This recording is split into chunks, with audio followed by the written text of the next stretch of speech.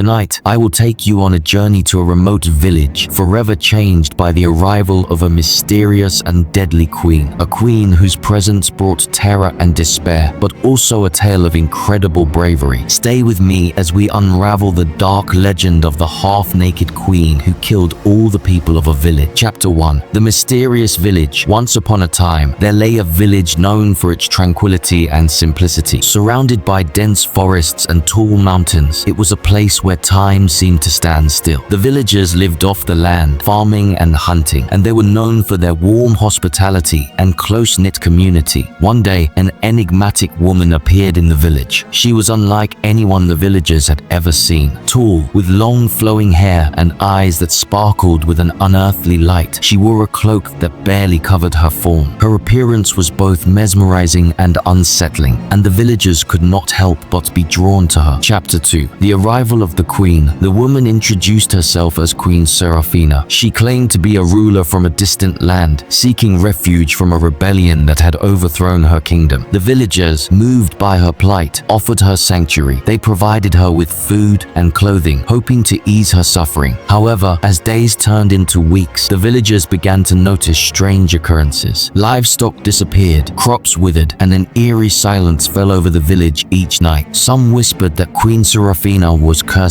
while others believed she brought bad luck. Despite these ominous signs, the villagers continued to care for her, believing in the goodness of their heart. Chapter 3. The Queen's True Nature. One fateful evening, the village elder decided to confront Queen Serafina about the strange happenings. Gathering his courage, he approached her quarters, but what he witnessed chilled him to the bone. There, in the dim light, he saw Serafina performing a dark ritual, her cloak discarded. The elder stumbled back, realizing too late that Serafina was no refugee. She was a sorceress with a dark past, and the villagers had unknowingly welcomed a harbinger of doom into their midst. He tried to warn the others, but before he could, Serafina confronted him. With a wave of her hand, she silenced him forever. Chapter 4. The Unfolding Horror. As night fell, Queen Serafina's wrath unleashed upon the village. Her powers, fueled by ancient and forbidden magic, wreaked havoc. Houses burst into flames, the ground trembled, and the air filled with agonizing screams. The villagers, unprepared for such a monstrous force, fled in all directions, but there was no escape. Serafina, now fully revealed in her half-naked glory, her tattoos pulsing with dark energy, hunted them down one by one. She moved with inhuman speed, her eyes glowing with a malevolent light. Those who tried to fight back were met with a gruesome end,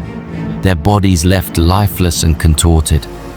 Chapter 5. The Final Stand. A small group of villagers, led by a brave young woman named Elara, managed to find temporary refuge in a hidden cave. Elara, known for her courage and quick thinking, devised a plan to stop Serafina. They would confront her in the village square, using the one weapon they believed could harm her, a relic from the village temple, said to contain the spirit of an ancient protector. With heavy hearts and a fierce determination, Elara and her companions prepared for the final confrontation. As dawn approached, they emerged from the cave, ready to face the malevolent queen. Chapter 6. The Battle. The village square, once a place of joy and community gatherings, now stood as a battleground. Serafina awaited them, her presence exuding an aura of darkness. Elara stepped forward, holding the relic tightly, her eyes locked with Serafina's. The battle that ensued was both physical and magical. Serafina's dark powers clashed with the relic's ancient energy, creating a spectacle of light and shadow. The villagers fought valiantly, but it was Elara who delivered the final blow. Channeling the relic's power, she unleashed a beam of pure energy that struck Serafina, engulfing her in a blinding light. Chapter 7. The Aftermath. As the light faded, Serafina's form crumbled to ash, her reign of terror finally over. The village lay in ruins, and the survivors were few, but they had triumphed over the darkness. Elara, now a heroine, vowed to rebuild the village and honor the memory of those who had fallen. With time, the village slowly began to heal. The story of Queen Serafina became a legend, passed down through generations as a cautionary tale about the dangers of blind trust and the strength of a united community. Chapter 8. 50 years later, the village flourished once more. Elara's bravery was commemorated with a statue in the village square, a reminder of the resilience of the human spirit. The villagers never forgot the night when a half-naked queen brought them to the brink of destruction, only to be saved saved by their own courage and unity. And so,